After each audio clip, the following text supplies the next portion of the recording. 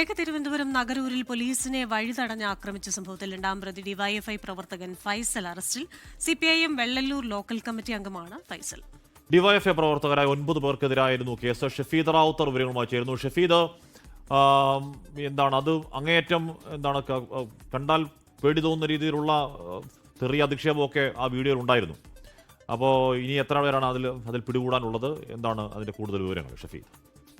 ഹഷ്മി, ഈ കേസുമായി ബന്ധപ്പെട്ട 6 പേരുടെ അറസ്റ്റ് ഉണ്ടാകാനുണ്ട്. അതിൽ ഏറ്റവും പ്രധാനപ്പെട്ട കാര്യം ഹഷ്മി സൂചിപ്പിച്ചതുപോലെ തന്നെ ഈ പോലീസിനെ ആരോഗ്യമന്ത്രിക്കെതിരെയുള്ള KSU പ്രതിഷേധിച്ച് കിളിമാനൂരിലാണ് CPM പ്രവർത്തകരും DYFI പ്രവർത്തകരും പ്രതിഷേധ പരിപാടി സംഘടിപ്പിച്ചത്. അതിൽ ഫ്ലക്സ് ബോർഡുകളടക്കം കോൺഗ്രസിന്റെ ഫ്ലക്സ് ബോർഡുകൾ തകർത്ത പ്രവർത്തകർക്കെതിരെ DYFI പ്രവർത്തകർക്കെതിരെ നോട്ടീസ് നൽകാൻ പോയപ്പോഴായിരുന്നു നഗരൂർ SIയെയും അതേപോലെ തന്നെ ഒപ്പമുണ്ടായിരുന്ന പോലീസുകാരെയും ഈ സിനിമാ സ്റ്റൈലിലൊക്കെ വാഹനം തടഞ്ഞു നിർത്തി അസഭ്യം വിളിക്കുന്നതും കയ്യേറ്റം ചെയ്യാൻ ശ്രമിക്കുന്നതും നമ്മൾ കണ്ടത്. മറ്റൊരു ദൃശ്യത്തിൽ ഈ വീട്ടിൽ നോട്ടീസ് പോകാൻ പോകുന്ന SIയെ തടഞ്ഞു നിർത്തി നിന്നെ സ്ഥാനചലനം നടത്തും, നിന്നെ ഇരുത്തുമെന്നൊക്കെ ആക്രോശിക്കുന്ന DYFI പ്രവർത്തകരെ നമ്മൾ കണ്ടതാണ്. അതിനുശേഷമാണ് നഗരൂശ്രവും ഉയരുകയും ചെയ്തത്. ഇതിന് പിന്നാലെയാണ് ഈ വിഷയത്തിൽ കേസെടുക്കുകയും, അതായത് ജാമ്യമില്ലാ കുറ്റം ചുമത്തിയാണ് കേസെടുത്തത്. 9 DYFI പ്രവർത്തകർക്കെതിരെയായിരുന്നു കേസ്.